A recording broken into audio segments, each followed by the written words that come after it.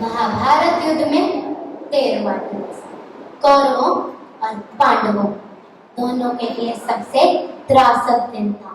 एक ऐसा दिन जिस दिन अनीति अपने चरम पर थी।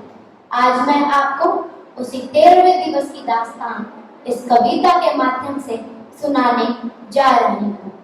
जब कुरुक्षेत्र की समर भूमि में शरशय्या पर भीष्म हुए, तब गुरु कलंक के नैनों में क्रोध भागने लगी और ग्रीष्म हुए। गुरुदेव बनेंगे सेनापति, यह चाल चली थी शकुनी ने, जिसमें फंसकर सब जूझ रहे वह जाल बुनी थी शकुनी ने। इस बार चली थी चाल अजब, जिसमें ना कोई संधि हो, फिर गुरुबल द्वारा वह ज्येष्ठ पांडव समर भूमि में बंदी हो।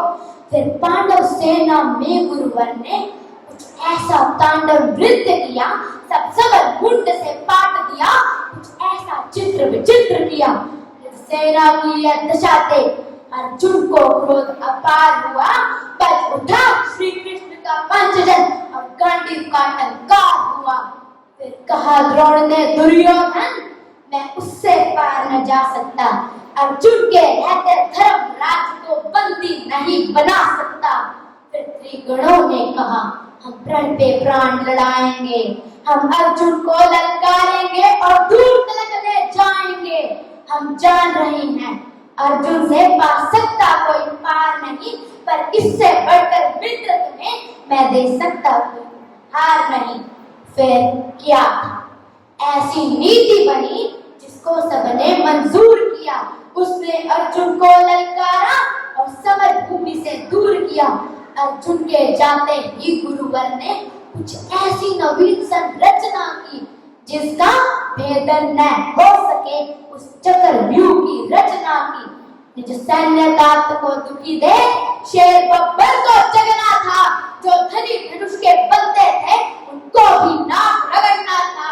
है उम्र 18 बरस, मगर यह बड़ा धनुष का धन्नु है। सबने देखा यह कोई और नहीं अर्जुन सुत अभिमन्यु है। मैं इसका भेदन कर दूंगा। यह भेद गर्भ में सुना हुआ, दादाजी चिंता दूर करो, यह सुन साहस 100 गुना हुआ। फिर अभिमन्यु के पीछे कुछ तेज चले, कुछ धीमे चले, कुछ पैदल ले, गदाधर भीम चले, पर अभिमन्यु को ना रोक पाया। वह द्वार तीसरे पार हुए, पर आज जयद्रथ के आगे वह चारों भाई 4 हुए। अभिमन्यु ने पीछे मुड़कर देखा, कोई न अपना था, पर विचलित तनिक न वीर हुआ। ऐसा ही उसका सपना था। कोई एक लड़े, कोई दो संग, कोई ले झुंडों का झुंड लड़ा। लाशों से पटने लगी धरा, जब मुंड पे मुंड गिरा। वह करण भिड़ा जो एक साथ 100 बाण चलाने वाला था।